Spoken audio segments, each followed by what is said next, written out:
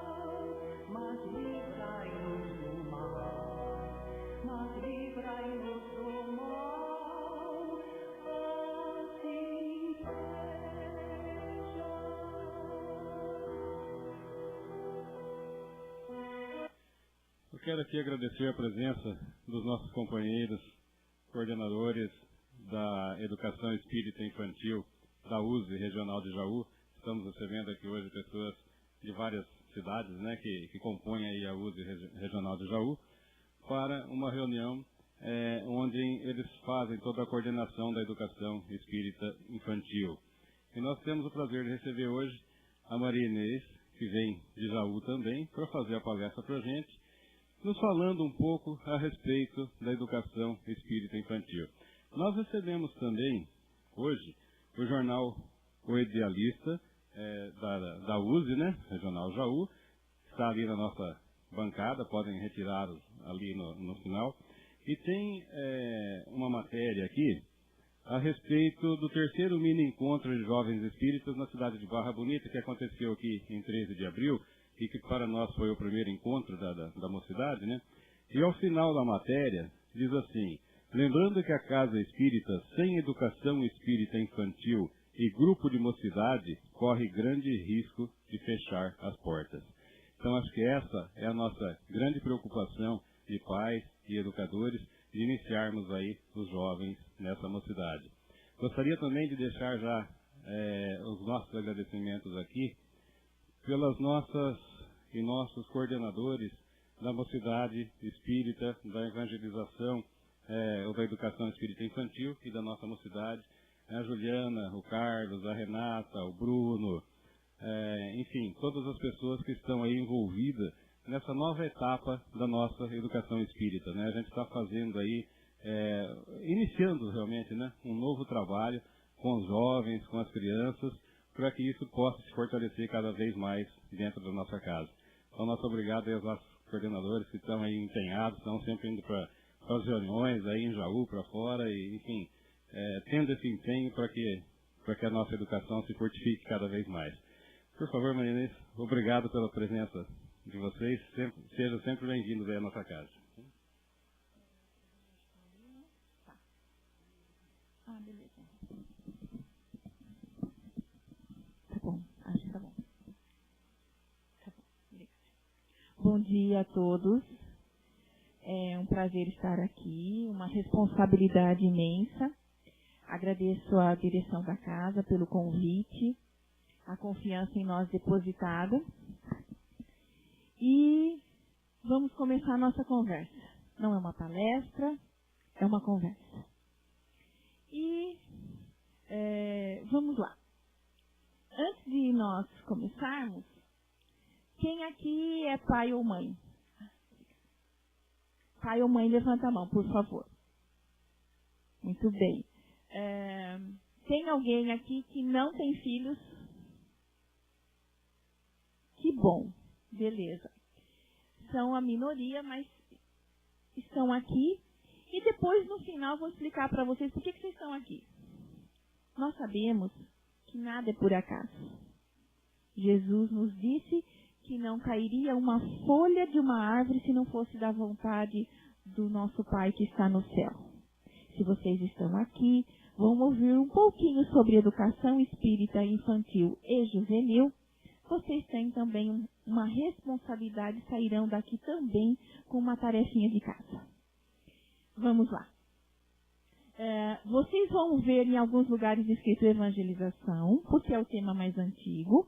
Atualmente nós usamos educação espírita infantil. Tá bom assim? Vocês estão me ouvindo bem? Na verdade, eu acho mais fácil falar sem microfone, mas vamos lá. E a gente está adaptando agora, o tema mais recente é a educação espírita. Se eu me perder, trocar, me perdoem, né? Que ainda estou me habituando com isso. Nós vamos falar sobre a importância. Vamos lá, Maicon? Só para vocês terem uma ideia, nós começamos em 2010 a trabalhar com a USE, a convite do Rossi, que talvez vocês conheçam, que é o presidente, uma pessoa maravilhosa. E como tinha muita gente querendo participar do departamento de infância para coordenar, então foi feita uma eleição, né? Sabe aquelas eleições? Chapa única, é você, aceita e acabou, porque não tem outro. E eu falei, mas Rossi, eu tenho muita coisa, não vai. E aí, né? Como nada é por acaso, tá bom, né? Pode pôr meu nome. E aí a gente, o que eu vou fazer? Eu tinha experiência de uma evangelização diferente, não na casa espírita. Mas se caiu o trabalho na minha mão, o que eu vou fazer? Vou passar para o outro? Não posso, né? Provavelmente, agora a gente tem certeza que é um compromisso assumido de muito tempo, né? E aí, começamos a chamar todo mundo que tinha evangelização da USE, que estava. Foi uma reunião enorme, né? A região inteira mandou representantes e tal, né? E aí, a gente percebeu que estávamos todos com os mesmos problemas. E foi muito linda, né? O pessoal daqui, né? Nesse banco cheião aqui, ó, levanta a mão, pessoal. Ali, o pessoal ali é o pessoal do grupo, e nós temos a Laura, que está quietinha lá no fundo. Não chegou mais ninguém, né? Então, assim, a gente se reuniu e ficamos pasmos com os problemas. Primeira coisa, a maior parte das casas não tinha espaço físico. Mas esse problema era o menor de todos. Segundo, a direção da casa não dava apoio para a evangelização. Achavam, e alguns ainda infelizmente acham e não participam e não dão a devida importância, achando que tem que dar curso, que tem que dar palestra, que tem que usar o espaço físico para trabalhar o adulto e não vê a importância de trabalhar a criança. E aí nós vamos colocar para vocês as responsabilidades de cada um. Em terceiro, nós tínhamos o problema de falta de evangelizadores. As pessoas muitas vezes falam, eu não quero esse compromisso, eu não sou professora, eu não tenho jeito. Mas nós sabemos que a grande maioria dos evangelizadores, e fazendo um parênteses, que fazem um trabalho excelente, não são pedagogos, nunca puseram o pé numa sala de aula, não têm formação pedagógica, mas tem nós dizemos 3, né? 2 características que nós emprestamos da nossa amiga Marinês, que quando ela faz as palestras a gente gosta muito, né? Então nós emprestamos 2 Ds dela. E um terceiro D nós acrescentamos. Disposição para o trabalho. Marinês, me ajuda, é disposição. É disposição disponibilidade. A pessoa que é extremamente ocupada, que não sobra um espaço para ela, não adianta também ela querer fazer esse tipo de trabalho. Por quê? Porque não vai sobrar e aí ela vai começar a faltar, né? E o terceiro que nós colocamos, que aí eu lembrava do meu terceiro, desculpa. O terceiro é a determinação. Oi? O objetivo, você está ali. Porque nós sabemos que o caminho não é fácil. N obstáculos surgem à nossa frente. Muito complicado, muito difícil. Mas se a gente não tiver a determinação, não tiver um propósito, a gente não vai para frente. E a gente precisa, é um compromisso assumido. E por último, dentro desse contexto que nós encontramos na região inteira, e talvez a gente acredita que é o mais difícil e o mais delicado, porque faltam evangelizandos. Então, se nós não temos população, se nós não temos crianças, não adianta ter um departamento organizado, ter espaço físico, ter evangelizador, se não tem a quem evangelizar. Então, desde 2010, o nosso minúsculo grupo, que já teve reunião só com 3 pessoas, que nós nos reunimos mensalmente, agora, graças a Deus, aumentou. Estamos com uma colaboração fantástica com o pessoal aqui da casa. Isso nos une e nos dá força para continuar. Nós trocamos experiências, atividades, mas o principal é o fortalecimento para não deixar a peteca cair, porque o trabalho é árduo, a semeadura é difícil, mas nós sabemos que a colheita lá na frente vai ser satisfatória. Pode ir, Marco. Então vamos começar propriamente o que nós temos para falar. A gente sempre tem a noção, né? Passado o primeiro momento, né? Quando a mãe descobre que está grávida, né? Passado esse momento, de grande emoção, né? De adrenalina, de inquietação, os pais ficam, né? O pai e a mãe ficam pensando, nossa, mas quem é meu filho, né? Quem é meu filho? Muitos pais espíritas já começam a pensar assim, nossa, ele é reencarnação de quem, hein? Ai, será que é do meu avô, da minha avó, do meu bisavô? Ai, né? Os pais mais nervosos já ficam pensando, nossa, só falta ser a sogra reencarnada, né? E aí, graças a Deus, a gente sabe que hoje a reencarnação demora muito para acontecer, né? Ainda bem, né? Porque senão já pensou, né? Você mal conhece lá a namorada, a mãe desencarna, depois você vai ter um filho e ela tá lá. Então já, para quem está com essa preocupação, não é. Pode ficar sossegado que não é.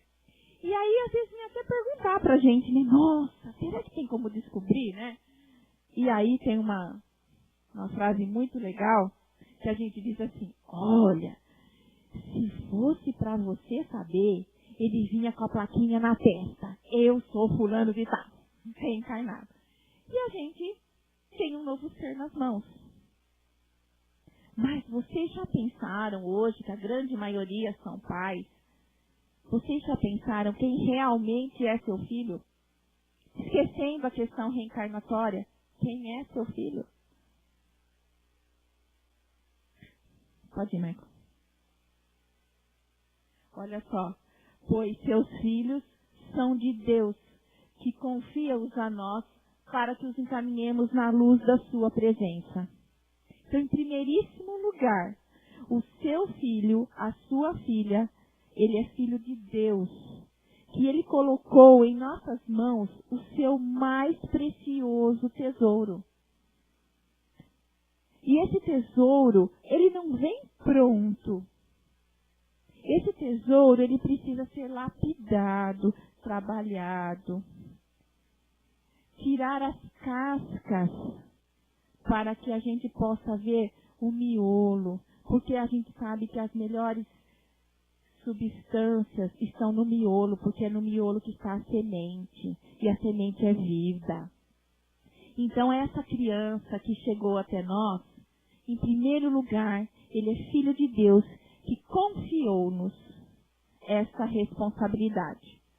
Vamos, Michael? Aí, bebezinho, né? Tudo lindo, tudo maravilhoso.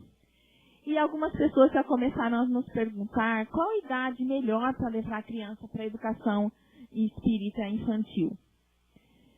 Na verdade, poderíamos dizer que desde que ela soube que ela está grávida, ela já pode começar a evangelizar. Tomando os passes, iluminando, conversando com esse bebê, lendo livros espíritas para essa criança. Porque o espírito que está ali, ele é imortal. Sabemos disso. E ele está sentindo, ele está aprendendo com tudo aquilo. Mas, dentro daquelas situações que nós colocamos para vocês, falta de espaço, de evangelizador, né? Às vezes fica difícil para as casas montarem um local para que tenhamos desde o bebê participando. Então, muitas vezes, as casas precisam estabelecer um limite de idade. Quando é possível, é maravilhoso. Nossa, aqui, Ju, não sei que... Com 3 anos. Perfeito, maravilhoso, né? Porque tem a estrutura, tem como trabalhar, né? Então, aí já estamos encaminhando a criança já desde a mais tenra idade. Vamos lá? Mas esse bebê lindo, maravilhoso, cresceu.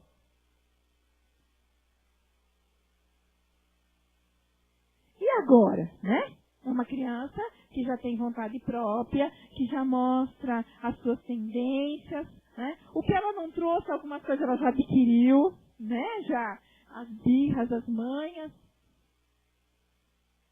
E aí, é o momento de nós apresentarmos Jesus. Porque Jesus disse, né? Deixai que venham as minhas criancinhas e não as impeçais, porquanto o reino dos céus é para os que se lhes assemelham. Né? Então, nós temos o dever, a obrigação de apresentar Jesus a essas crianças, através de bons exemplos, através de uma educação espírita de qualidade. Muita gente fala assim, olha, nós já escutamos e também a gente já viu na literatura dizendo assim, ah, não, eu sou moderno, eu entendo de psicologia. Então, sabe o que eu vou fazer? Quando o meu filho crescer, ele vai escolher. Ah, ele vai ser o que ele quiser, porque agora não tem problema, é criança. Só que a gente só pode fazer escolhas quando a gente conhece. E nós sabemos que uma geração que foi educada dessa forma é a geração que está perdida agora. É a geração que não sabe ser pai, que os filhos estão ficando adolescentes agora. É uma geração que não tem valores, que usou droga ou que usa sexo desenfreado, sem compromisso. E nós sabemos que o que faltou, independente do rótulo, mas faltou religiosidade, faltou a colocação de valores para essas pessoas. E hoje eles não estão sabendo colocar nos filhos também. E não conseguiram fazer escolhas. Porque a gente só faz escolha em cima do que conhece. Então, na verdade, nós, enquanto pais, temos a obrigação de apresentar aos filhos uma religião, seja ela qual for. Mais um, Michael. E aí eu vou começar a colocar para vocês sobre a importância, né? O meu tempo é meio curto, então eu quero chegar ali. Mas uma coisa muito importante que eu preciso falar para vocês é o seguinte. Muitos pais também nos colocam a situação seguinte. Eu estou repassando para vocês a vivência que nós temos, tá? Desde 2010. Que a gente foi compilando de todas as cidades. Olha, eu vou no centro espírita, mas o meu filhinho está indo na catequese, lá da Igreja Católica. Sabe por quê? Porque todo mundo vai, os amiguinhos dele também vão, e tem que fazer a primeira comunhão. Tem que fazer. Sabe por quê, Marinês? Porque, nossa, quando casar, quando crescer e casar, como é que vai casar na igreja? Então, né, o que nós vamos colocar para vocês hoje é justamente essa questão de que a religião, ela tem que ser interna, tem que ser interiorizada, a religião de valores. Eu não posso colocar um valor para o meu filho pensando que daqui 15, 20 anos, por 5 minutos da vida dele, ele vai estar entrando numa igreja católica para se casar.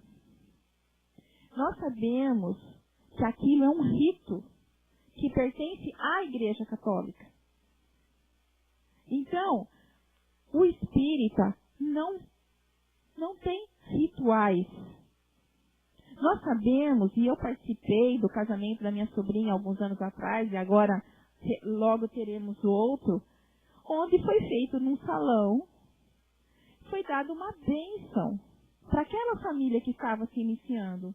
Vestidas de noiva, o salão arrumado. E agora, nesse próximo, nós vamos também ter a bênção do padre, porque a família do noivo é católica.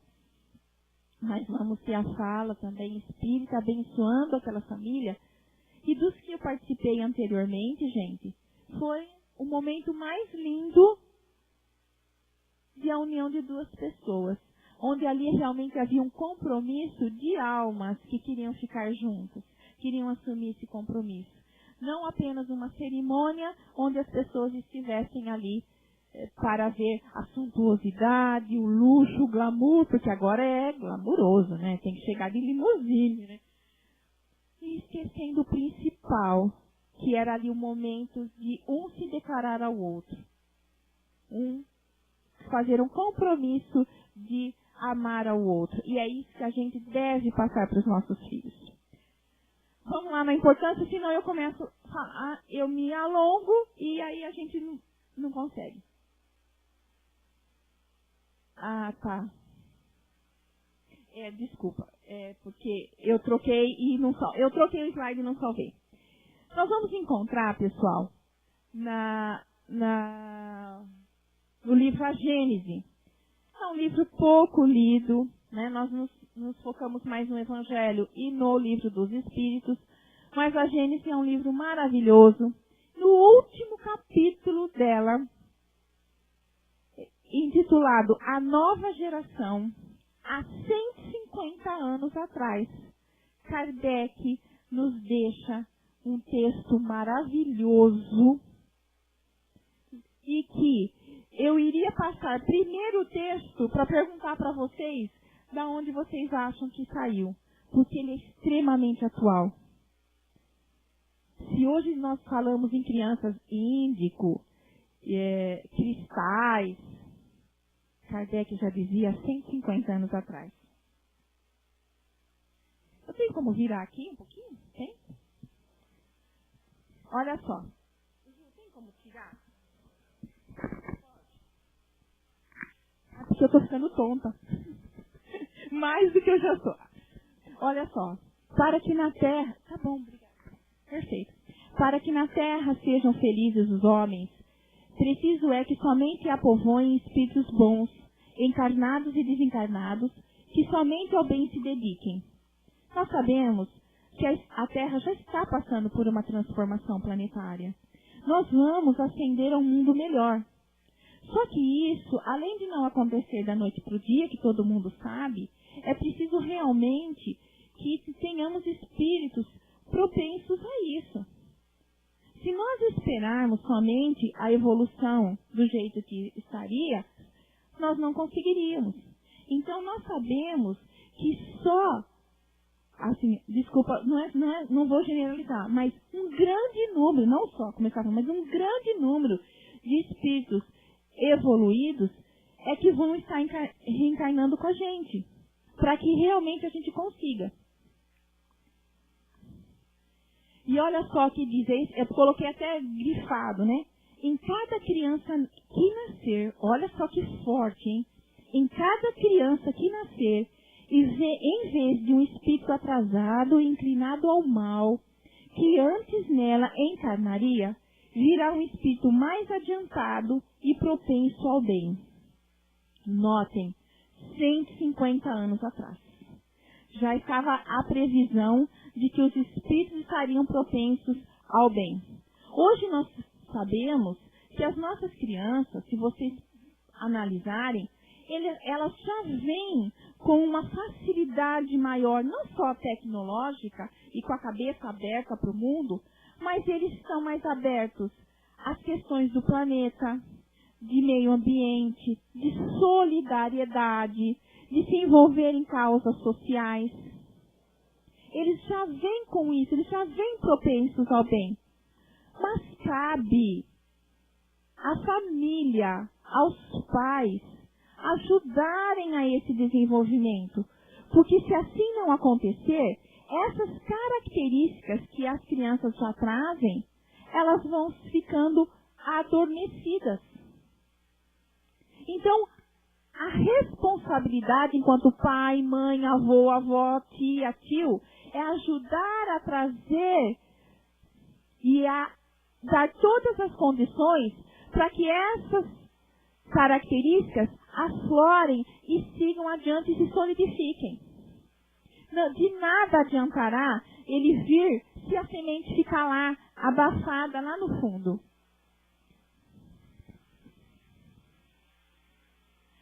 Então, na verdade, ele fala, né, que essa nova geração vai fundar o progresso moral, se distingue por inteligência e razão precoces, sentimento inato do bem e crenças espiritualistas.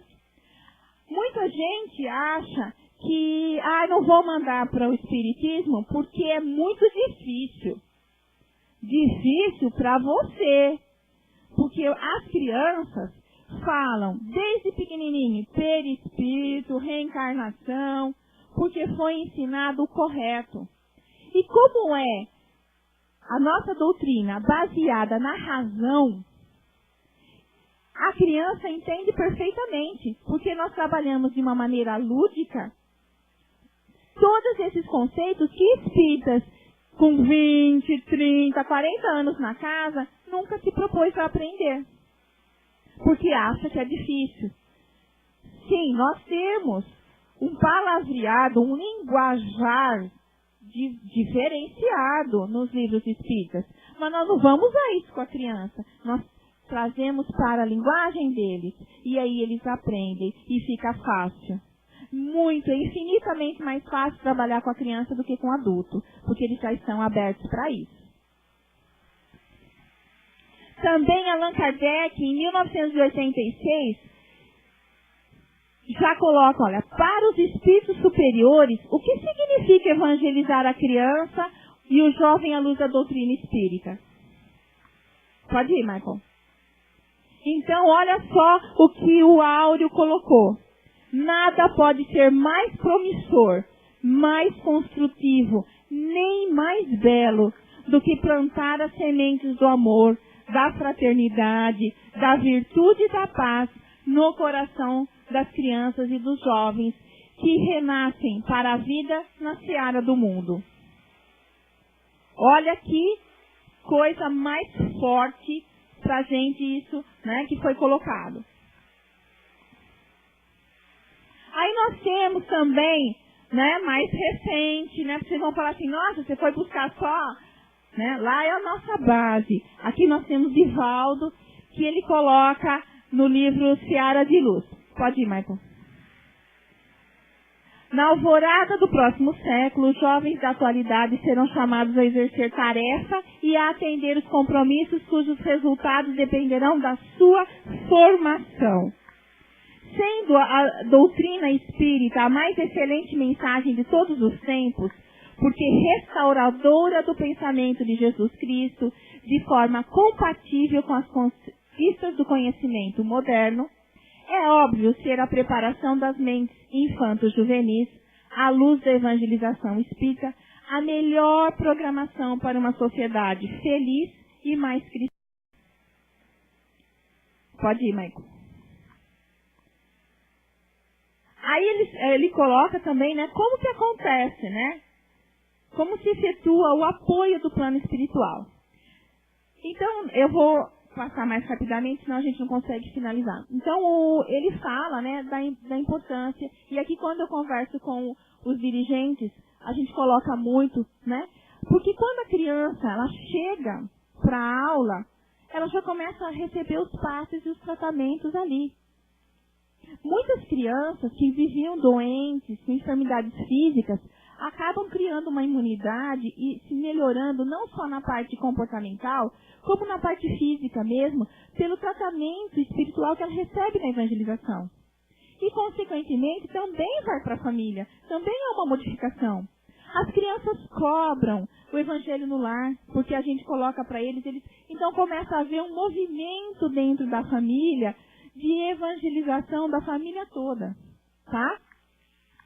Muitos casos de obsessão infantil são tratados ali só com evangelização, sem ser necessários os tratamentos espirituais tradicionais, com os pais, porque ali eles recebem todos os recursos. E um dia perguntaram para o Divaldo, mas na minha casa não tem, na casa espírita não tem lugar. Só tem câmera de passe? Tem. Usa lá dentro. Pode pôr, os espíritos não vão se incomodar. Porque é muito melhor você estar evangelizando dentro da câmara de passes do que você não ter evangelização. Então, olha a importância que é. Pode ir, Marco. E agora? Agora chegou o momento de eu falar com aquelas pessoas que não têm filhos, que estavam falando assim, por que eu estou aqui? O que eu vim fazer nesse domingo com chuva, frio? Então, que papel cabe aos espíritas não envolvidos diretamente na evangelização infanto-juvenil para o crescimento e maior êxito dessa tarefa? Então, Divaldo responde assim, o de divulgar esse trabalho importante, estimulando os pais a encaminharem o quanto antes os seus filhos à preparação e orientação evangélico-espírita, de modo a contribuírem efetivamente para os resultados almejados. Da mesma forma, exemplificar, aqui seria para os pais, exemplificar, levando os filhos às aulas de evangelização e mantendo no lar a vivência espírita, ainda é a melhor metodologia para influenciar e conduzir sentimentos. Qual é a tarefa de quem está aqui hoje? Eu comecei dizendo que nada era por acaso. Qual é a tarefa de quem está aqui hoje? A tarefa é de sair divulgando a educação espírita, colocando para as pessoas a sua importância, colocando a necessidade e o compromisso, porque se você está aqui hoje, você assumiu um compromisso com a espiritualidade. Já antes, enquanto você estava dormindo, o seu espírito já foi preparado. Vai para o centro hoje que você vai receber uma tarefa. Todos nós, se cada um de nós aqui conseguir levar essa palavra àquelas pessoas que têm as crianças, que estão precisando, e isso não é só essa semana, isso é para o resto da nossa vida. Não vai acontecer como ele estava falando no começo, Casa espírita tem que fechar por falta de de trabalhadores. E isso a gente sabe que realmente pode ser uma situação que aconteça. Vamos lá, Marco? Ninguém deve traçar o destino dos filhos, mas deve estar consciente que na bagagem deve levar valores herdados como humildade, humanidade, honestidade, disciplina, gratidão, generosidade e fé. Filhos nascem dos pais, mas devem se tornar cidadãos da vida. Os pais podem querer o sorriso dos filhos, mas não podem sorrir por eles. Podem desejar e contribuir para a felicidade dos filhos, mas não podem ser felizes por eles. Gente, como é duro, né? Eu estou com meu filho mais velho com 18 anos. Ai, meu Deus, que vontade de catar no colo e levar para evangelização. Fica aqui com a mamãe. Não dá. Então, e a gente, vai vendo os filhos crescendo. Ai, como a gente queria que não sofresse, Aí fica decepcionado, com o namorado, com a namorada, e chora, e sofre. Aí você tem uma vontade, vou matar aquele desgraçado, por que a menina falou aquilo pra ele? Mas a gente não pode, é a vida deles. E aí a gente tem que confiar naqueles valores que passou no slide anterior. Se a gente deu para eles, se a gente incutiu esses valores neles, eles vão para frente, eles vão ser felizes, faz parte. Frustração faz parte da vida. Uma criança que não passa por frustrações, ela é uma grande candidata a procurar as drogas. O não é educativo. A felicidade consiste em ter um ideal a buscar, a ter certeza de estar dando os passos firmes no caminho da busca. Aqui eu tive a satisfação de encontrar duas colegas de escola e que a gente batalha todos os dias nisso, né, meninas? E a gente percebe que os nossos jovens, eles não têm isso, eles não têm o ideal. Eles não têm objetivo na vida. Poucos são os que têm. Isso é independente de classe social, gente. De religião. Porque nós, enquanto pai ou mãe, estamos tão preocupados em ter, em dar, em suprir materialmente, e a gente vai deixando de lado. Mesmo nós que temos formação, a gente acaba numa roda viva. E aquilo fica um círculo vicioso ao invés de um círculo virtuoso. Nós cometemos erros sim. E agora eu vou fazer uma confissão de culpa para vocês.